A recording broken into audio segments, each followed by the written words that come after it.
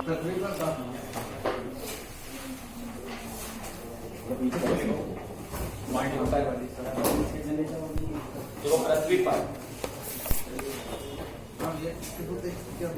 पृथ्वी पर सूर्य की ऊष्मा का पृथ्वी पर सूर्य की ऊष्मा का कॉपी नहीं खुली जब ये है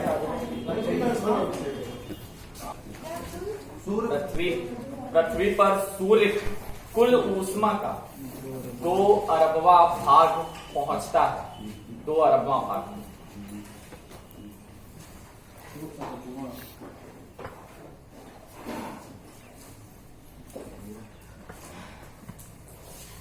अगला पॉइंट पृथ्वी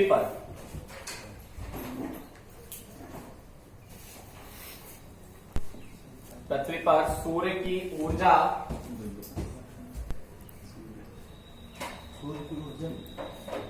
2 कैलोरी प्रति वर्ग सेंटीमीटर प्रति मिनट। पृथ्वी पर सूर्य की ऊर्जा 2 कैलोरी प्रति वर्ग सेंटीमीटर प्रति मिनट की दर से प्राप्त होती है। पृथ्वी पर सूर्य की ऊर्जा 2 कैलोरी प्रति वर्ग सेंटीमीटर प्रति मिनट की दर से प्राप्त होती है। यानी हर 1 मिनट में 1 वर्ग सेंटीमीटर में 2 कैलोरी ऊर्जा सूर्य की प्राप्त होती है। ठीक है, ये औसत निकाला गया है। और पृथ्वी पर सूर्य की ऊर्जा का कितने अरबवां भाग आता है? 2 अरबवां। ठीक है, यानी कि टोटल सूर्य जो ऊपर चमक रहा है, जितनी तपन इसकी ऊपर है, उसका कुल 2 अरबवां भाग ही पृथ्वी पर आ पाता। तब हम जले भुने जाते हैं मई जून की गर्मी में। अगर धोखे से ये 2 अरब की जगह 1.5 अरबवां भाग आ गया तो जल के राख हो जाओगे। आगे पृथ्वी पर ऊंचाई बढ़ने के साथ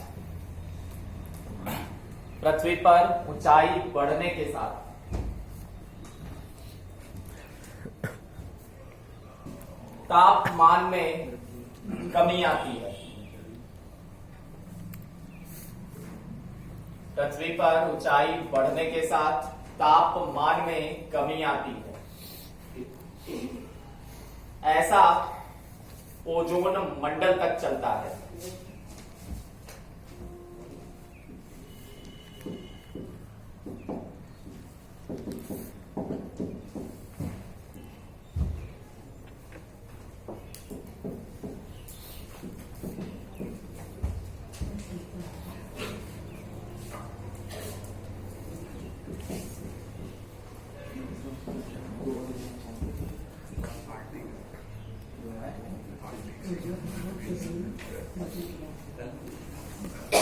की हाइट बढ़ने के साथ टेम्परेचर कैसे कम होता है? 165 मीटर की ऊंचाई पर ताप कितना कम हो जाएगा? 1 डिग्री सेल्सियस। ठीक है, यानी कि 165 मीटर हाइट ऊपर जाओगे 1 डिग्री सेल्सियस कम, उसके 165 मीटर ऊपर जाओगे फिर 1 डिग्री सेल्सियस कम।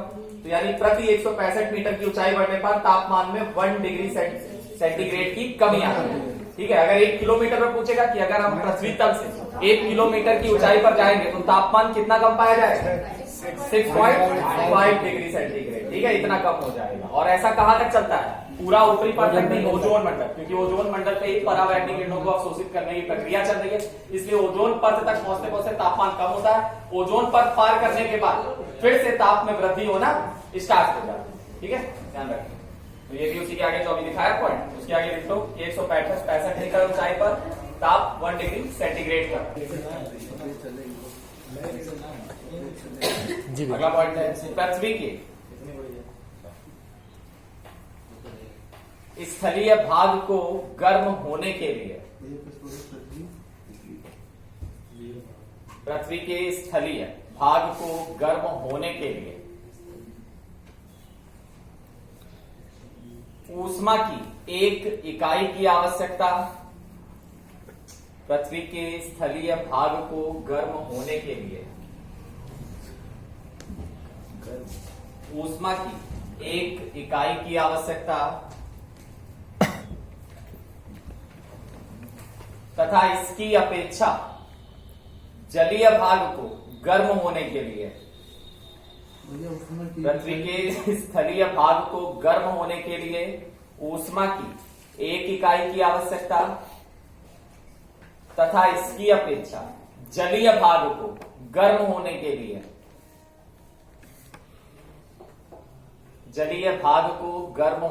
लिए ऊष्मा की 2.5 इकाई की आवश्यकता होती है। ऊष्मा की 2.5 इकाई की आवश्यकता होती है।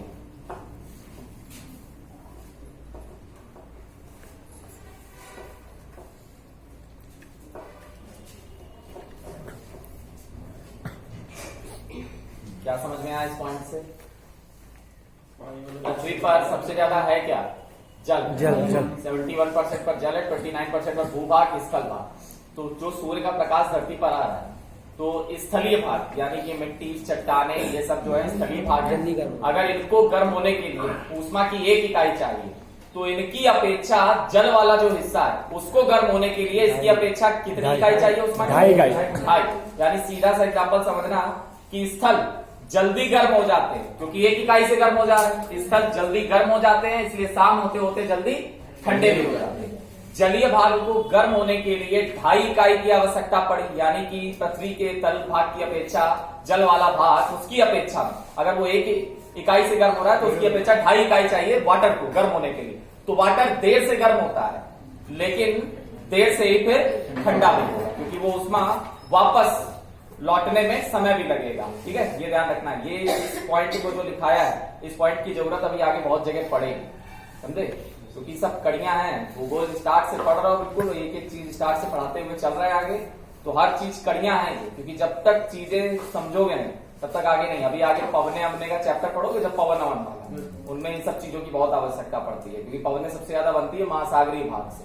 तो उसमें पूछता है ना कि गर्म हवा कहां से कहां चलती है, ठंडी हवा किस ओर से किस ओर चलेगी, तो बहुत सारी अभी चीजें आगे जरूरत पड़ेगी। ठीक है, ध्यान रखना है। यानी कि सब एक नॉर्मल सा एग्जांपल भी अगर करना है तो नॉर्मल पृथ्वी पर एक बजट बना हुआ उसका पृथ्वी पर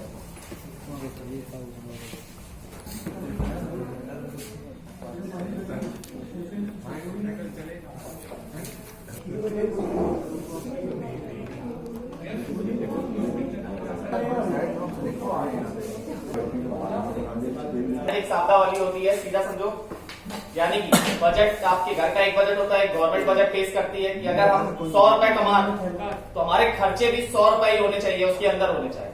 कमाया 100 रुपए, खर्च हो गया 110, तो क्या होगा? बजट का असंतुलन बिगड़ गया। आपने कमाया 100, खर्च हो गया 110, तो 10 रुपए का क्या चढ़ जाएगा? खर्चा चढ़ जाएगा, डेबिट हो गया ना, तो आपका बजट बिगड़ गया। तो पृथ्वी पर जो सूर्य की ऊर्जा आ रही है इसका एक बजट बना हुआ है जिसको बोला गया पृथ्वी का ऊष्मा बजट, और ये बिगड़ना नहीं चाहिए। अब लगातार क्या हो रहा है? यही जब बिगड़ रहा है, इसी को ग्लोबल वार्मिंग कहा जा रहा है, पृथ्वी के वैश्विक ताप में वृद्धि हो। तो ऐसा हो क्यों रहा है? इसके कारण यानी कि जो सूर्य, ये बात की गई है सूर्य, तो सूर्य की कुल जो पृथ्वी पर ऊष्मा आती है उसे माना गया, जैसे हम किसी क्वेश्चन को सॉल्व करते समय क्या मान लेते हैं? 100%, चाहे कितना भी दिया हो, लेकिन हम उसको क्या मानकर करते हैं? 100 मानकर करते हैं। तो माना गया जो सूर्य का धरती पर प्रकाश आ रहा है उसकी कुल इकाइयां आ रही थी 100। कितनी आ रही थी? 100। तो उन 100 इकाइयों में जो निकाला गया, यहाँ पर देखेंगे तो ये वाला जो ऊपर का बॉक्स है ये अंतरिक्ष है, ये बीच का हिस्सा जो है ये वायुमंडल है, और नीचे स्थलीय भाग। ठीक है, एक एक करके आराम से समझना बिल्कुल कि सूर्य से टोटल 27 इकाइयां, कितनी? -27 लिखा हुआ कि सूर्य की जो 100 इकाइयां धरती पर आती हैं उसमें से 27 इकाइयां बादलों की ऊपरी परत से टकराकर वापस लौट जाती।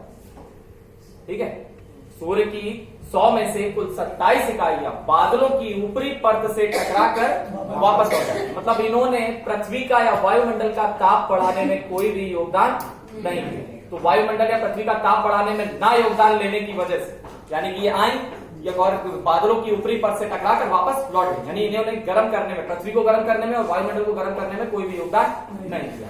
ठीक है, फिर सूर्य की 6 इकाइयां वायुमंडल की ऊपरी परत से टकराकर वापस लौट जाती हैं। इन्होंने भी वायुमंडल या पृथ्वी का ताप बढ़ाने में कोई योगदान नहीं दिया। ठीक है, फिर सूर्य की 2 इकाइयां हिमाच्छादित क्षेत्र, लिखा है हिमाच्छादित क्षेत्र हम लोग किसको बोलते हैं? बर्फ से ढके हुए पहाड़। और बर्फ से ढके हुए पहाड़ क्या होते हैं? व्हाइट। आपको गर्मियों में व्हाइट कपड़े पहनने के लिए क्यों कहा जाता है? ये ऊष्मा का अवशोषण करता है या परावर्तित कर देता है? परावर्तित कर देता है। तो धरती पर जो धरातल है उस धरातल में अगर हम देखेंगे तो बर्फ के पहाड़ वो व्हाइट कलर के होते हैं, इसलिए सूर्य की 2 इकाइयां, 100 में से कुल 2 इकाइयां माना गया कि बर्फ के इन पहाड़ों से टकरा कर वापस लौट जाती हैं। इन्होंने भी धरती पर गर्म करने में, यानी कि धरती को गर्म करने में या वायुमंडल को गर्म करने में कोई योगदान नहीं है। यानी कि कुल कितनी इकाइयां होंगी, जरा जोड़ेंगे। 27 बादलों से टकरा कर लौटी, 6 वायुमंडल की ऊपरी परत से टकरा कर लौटी, कभी दिखाएंगे ये तो डायग्राम में समझा है, और 2 हिम आच्छादित क्षेत्रों से टकरा कर लौटी। यानी कि 6, 27 और 2 कुल कितनी हो गई? 35 इकाइयां। तो कुल 35, सूर्य की 100 में से कुल 35 इकाइयां धरती पर आई तो, लेकिन किसी न किसी कारण ये वापस लौट परावर्तित हो। इन्होंने पृथ्वी का ताप बढ़ाने में कोई योगदान नहीं दिया, और ऐसी इकाइयों को जो पृथ्वी का ताप बढ़ाने में कोई योगदान नहीं लेती, उन्हें पृथ्वी का एल्बिडो कहा गया। लगा के क्वेश्चन का ध्यान रखना है, एल्बिडो। अभी टीईटी का पेपर हुआ था, टीईटी के पेपर में यही क्वेश्चन आया था। टीईटी का भी इसी बार का सेट उठा लेना, उसमें क्वेश्चन पूछा था कि पृथ्वी का एल्बिडो को कितनी इकाइयों को कहा गया? 35। क्वेश्चन नहीं है, ये मत समझना बहुत हल्का फुल्का समझ रहा हो, पेपर में कुछ भी पूछ दे, या फिर इसमें से विभाजित करके पूछ देगा कि पृथ्वी के एल्बिडो में बादलों से टकरा कर लौटे कुल कितने एल्बिडो? 27। वायुमंडल की ऊपरी परत से टकरा कर कितने एल्बिडो लौटे? 6। ठीक है, और हिम आच्छादित से टकरा कर 2। ठीक है, ये याद रखना पड़ेगा। यानी कि 35 इकाइयां इन्होंने पृथ्वी का या वायुमंडल का ताप बढ़ाने में कोई योगदान नहीं दिया, तो ना योगदान लेने की वजह से ऐसी इकाइयों को एल्बिडो की संज्ञा दी गई। ये आती तो है लेकिन किसी ना किसी कारणवश लौट सकती। अब बची कितनी? 100 में से 65। 65 को अगर हम देखेंगे तो ये वाला एरो समझना, इसमें थोड़ा खिचड़ी पकी हुई, लेकिन आराम से समझना। इन 65 में से 51 इकाइयां जो प्लस 51, अभी वो माइनस लिखी होगी, अब ये क्या लिखा मैंने? प्लस। यानी कि 51 इकाइयां धरती के धरातल द्वारा अवशोषित, इसके द्वारा अवशोषित की गई, धरती के धरातल द्वारा। ठीक है, लिखा है धरातल द्वारा अवशोषित। कितनी इकाइयां? 51। और 14 इकाइयां सूर्य से आने वाली कुल 14 ये वायुमंडल द्वारा अवशोषित की गई। यहाँ पर एक चीज और नोटिस कर लेना कि सूर्य से आने वाली किरणों को सौर्य विकिरण कहा जाता है। क्या कहा जाता है? सौर्य विकिरण। और लौट कर जाने वाली किरणों क्या कहा जाता है? परावर्तित विकिरण। क्या बोलते हैं? परावर्तित विकिरण। ठीक है, तो सूर्य से आने वाली 51, यानी जो 65 बची थी, 35 तो निकल गया पहले, 65 बची थी, 65 में से 51 का अवशोषण कर लिया हमारी धरती ने, भू वाले भाग ने। ठीक है, और 14 इकाइयों का अवशोषण हो गया हमारे वायुमंडल में, हवा में धूल वूल कण जो होते हैं। ठीक है, इन लोगों ने क्या किया? इन्होंने केवल 14 इकाइयों का अवशोषण किया। बाद में शाम होते होते वापस रिलीज भी होनी चाहिए, जरूरी नहीं कि ज्यादा देता, यही तो बजट होता है कि जितनी आई उतनी वापस लौटकर जानी भी चाहिए। तो होता क्या है कि धरती जब शाम होती है, सूर्य जब ढलने लगता है, तो धरती पर जो 51 इकाइयां जिसका शोषण किया था धरती ने, जिससे चट्टाने गर्म हुई थी, तो शाम होने के बाद में ये इन इकाइयों को रिलीज करती है धरती। तो धरती से जो 51 इकाइयां जब लौट कर जा रही होती है, तो रास्ते में वायुमंडल में 34 इकाइयों का कार्बन घटक की गैसों ने फिर से अवशोषण कर लिया। किसने अवशोषण कर लिया? कार्बन घटक की गैसों ने। कार्बन घटक की गैसों के लिए डेफिनेशन दी जाती है, परिभाषा दी जाती है। कार्बन घटक की गैसें जो हमारे वायुमंडल में है, ये सूर्य से आने वाली किरणों को नहीं रोक पाती हैं, लेकिन लौट कर जाने वाली किरणों को रोक लेती। इसीलिए अगर इनकी मात्रा बढ़ी वायुमंडल में, जैसा कि हो रहा है लगातार, गाड़ियां बढ़ती जा रही, कार्बन मोनोऑक्साइड निकल रही है, एसी रेफ्रिजरेटर बढ़ रहा है, कार्बन फ्लोरोकार्बन बढ़ रही है लगातार, क्लोरोफ्लोरोकार्बन, समझे, जिसकी वजह से क्या हो रहा है कि हमारे वायुमंडल का टेम्परेचर बढ़ता जा रहा है और गर्मी बढ़ रही है लगातार। इसी को ग्लोबल वार्मिंग कहा गया। लेकिन अभी तक जो बजट था वो ये था कि 51 इकाइयां शाम होने के बाद जब ये वापस लौट कर जा रही थी, तो रास्ते में कार्बन घटक की गैसों ने क्या किया? इसमें से 34 इकाइयों का, जितनी गैसें हैं उन गैसों ने क्या किया? 34 इकाइयों का अवशोषण फिर से कर दिया वायुमंडल में, और 17 सीधे परावर्तित हो गई, क्योंकि 51 थी, 51 में से 34 सोख ली, वायुमंडल में फिर से रोक ली, तो बची कितनी? 17 सीधे परावर्तित हो गई। वायुमंडल ने सौर विकिरण के रूप में, आने वाली किरणों के रूप में कितनी इकाइयों का अवशोषण किया था? 14। और लौट कर जाने वाली किरणों में से कितने का अवशोषण? 34। तो कुल कितना हो गया? 48। तो बाद में थोड़ी देर बाद संवहन की गुप्त ऊष्मा के द्वारा ये जो वायुमंडल द्वारा सोखी गई इकाइयां थी, इसे भी रात के समय वापस लौटा दिया। 48 कितनी हो गई परावर्तित? 14 आने वाली, 34 लौटकर जाने वाली। 34 और 14 कितना हो गया? 48। यानी कि 48 को संवहन की गुप्त ऊष्मा के द्वारा लिखा जाता है कि संवहन की गुप्त ऊष्मा के द्वारा वायुमंडल में भी वापस लौटा दिया। तो वापस लौट कर जाने वाली किरणें भी 48 और 17 कितनी हो गई? 65। और आने वाली विकिरण भी कितनी थी? 65। यही हो गया बजट, इसी को बोला गया बजट। अब बजट का संतुलन कहां पर हो रहा है? संतुलन होगा यहाँ पर।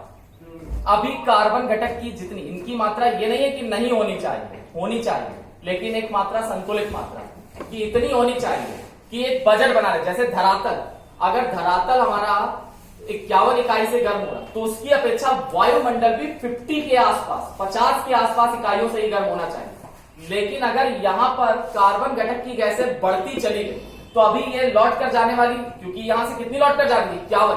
तो अभी इसमें से जितनी मात्रा है वो गैसें क्या कर रही हैं? केवल 34 इकाइयों का अवशोषण कर पा रही। लेकिन अगर इनकी मात्रा बढ़ी तो 51 में से 34 की जगह कल को 35, 36, 38, 39, या हो सकता है पूरी की पूरी, अगर इनकी मात्रा ज्यादा बढ़ गई तो पूरी की पूरी 51 इकाइयों का वायुमंडल में क्या कर देंगे?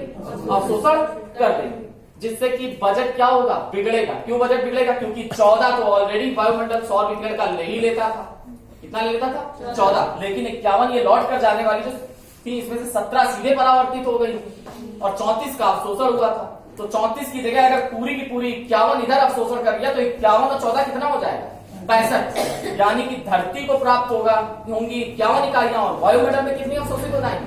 65। और अगर 65 वायुमंडल में अवशोषित होगी तो वायुमंडल का ताप हमारी धरती की अपेक्षा कई गुना ज्यादा बढ़ जाएगा। और अगर वायुमंडल का ताप कई गुना ज्यादा बढ़ गया तो आप बारिश नहीं हो पाएगी। पिछली बार बारिश के विभिन्न रूप लिखवाए कि किसी भी स्थान विशेष की वर्षा डिपेंड करती है तापमान पर। किस पर डिपेंड करती है? तापमान पर। कि ताप उष्मांक के ऊपर होगा तो वर्षा होगी, ताप उष्मांक के नीचे होगा तो उसकी बूंदें गिरेंगी, ताप हिमांक पर होगा तो क्या होगा? कोहरा कुहासा होगा, हिमांक के नीचे होगा तो पाला या तुषार बर्फ पड़ती है। देखो आया था ना? तो अगर वायुमंडल का टेम्परेचर ही बढ़ जाएगा, 60 पार कर जाएगा तो क्या होगा? फिर वायुमंडल एकदम गर्म हो गया, उष्मांक के बहुत ऊपर हुआ तो जितनी भी भाप अभी ऊपर उड़कर जाकर धूल कणों पर बैठ रही है, क्या धूल कणों पर बैठ पाएगी? और ऊपर उड़ जाएगी। और जब और ऊपर निकल जाएगी तो वो वापस धरती पर लौटकर नहीं आ पाएगी। हमारे नहर, नदियां सब सूख जाएंगी, समझे? सारे जल स्रोत जो है वो, अभी देख लो कितनी भीषण गर्मी पड़ने लगी है कि कई बार नहरें, नदियां जो है वो जब बारिश के मौसम भले उफान मारती है लेकिन बीच में सूख जाती है। गंगा घूमने जाते हो अभी गर्मियों के सीजन में तो देखते हो गंगा कितनी सिकुड़ के कितनी कम बचती है। तो ये कारण किसकी वजह से? ताप वृद्धि होने की वजह से, क्योंकि पानी भाप बनकर सब उठ जाएगा ऊपर पूरा का पूरा। ठीक है, तो इसी को पृथ्वी का उष्मा बजट कहा गया है। इसमें कुछ चीजें जो याद रखने वाली है वो ये ध्यान रखना है, अलग अलग करके पूछता है पेपर। अगर पूछेगा में सूर्य से आने वाली किरणों, सूर्य से आने वाली किरणों को सौर विकिरण, आने वाली, सूर्य से आने वाली किरणों को सौर विकिरण, सौर विकिरण, सौर विकिरण, व लौट कर जाने वाली किरणों को पार्थिव विकिरण कहा जाता है। व लौट कर जाने वाली किरणों को पार्थिव विकिरण कहा जाता है। पार्थिव मतलब मरी हुई। सूर्य से आने वाली किरणों को सौर विकिरण व लौट कर जाने वाली किरणों को पार्थिव विकिरण कहा जाता है। बड़ा दर्द है ये। पॉइंट भी हमेशा याद रखना, जो किरणें आएंगी उन्हें सौर विकिरण बोलेंगे और जो लौट कर जाएंगी वापस उन्हें पार्थिव विकिरण या परावर्तित विकिरण भी कह सकते हो। एक ही पार्थिव विकिरण कहा जाता है। अगला पॉइंट, सूर्य की कुल 100 इकाइयों में से, सूर्य की कुल 100 इकाइयों में से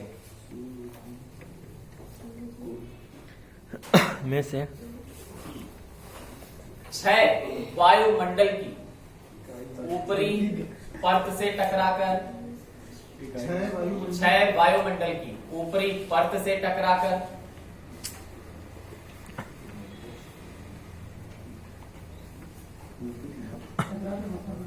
27 बादलों से टकराकर,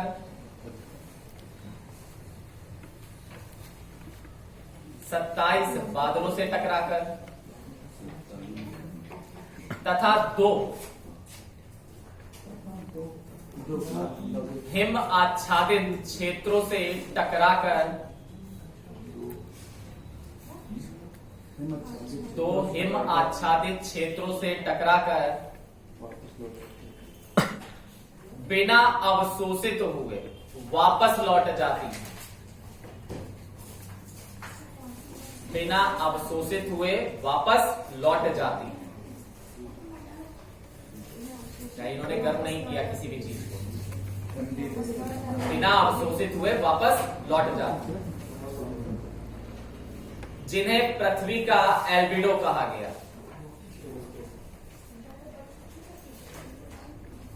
जिन्हें पृथ्वी का एल्बिडो कहा गया। अब आगे कोष्टक में लिख लेना, वहीं पर कुल 35 इकाइयां, कोष्टक बंद करो, जिसे पता रहेगा कि एल्बिडो कितनी इकाइयां हैं, कुल 35 इकाइयां हैं।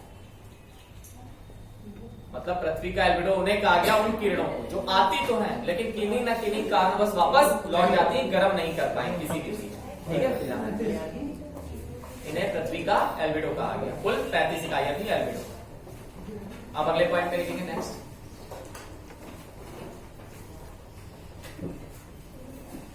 सूर्य की सौर विकिरण की, आने वाली किरण है ना सौर विकिरण, सूर्य की सौर विकिरण की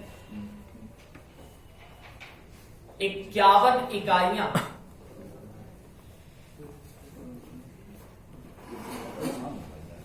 धरातल द्वारा अवशोषित, सूर्य की सौर विकिरण की 51 इकाइयां धरातल द्वारा अवशोषित, धरातल मतलब पृथ्वी, तथा 14 इकाइयां वायुमंडल द्वारा अवशोषित की जाती हैं,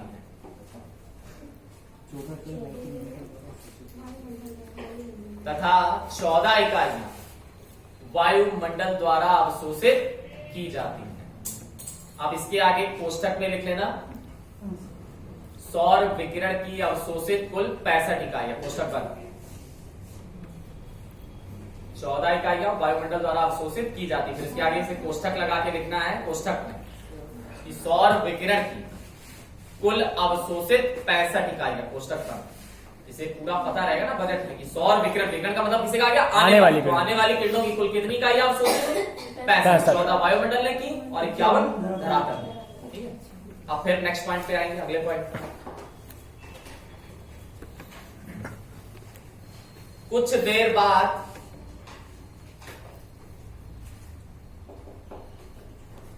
धरातल द्वारा अवशोषित इकाइयों को, कुछ देर बाद धरातल द्वारा अवशोषित इकाइयों को